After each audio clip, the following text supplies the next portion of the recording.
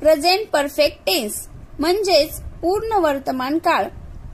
याचा formula S plus have has plus V3 plus object plus complement. Example पाहूया. We have watched a movie. यामध्ये we हा subject आहे, have हे helping verb वापरलेले आहे आणि वॉच्ड हे V3 म्हणजे क्रियापदाचे तिसरे रूप आहे आणि हे object.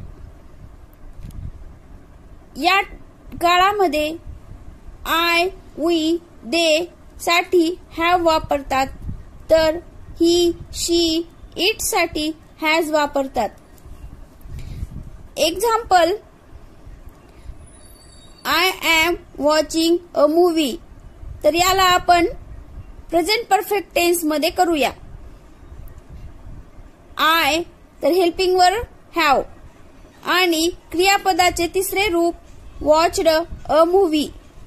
I have watched a movie.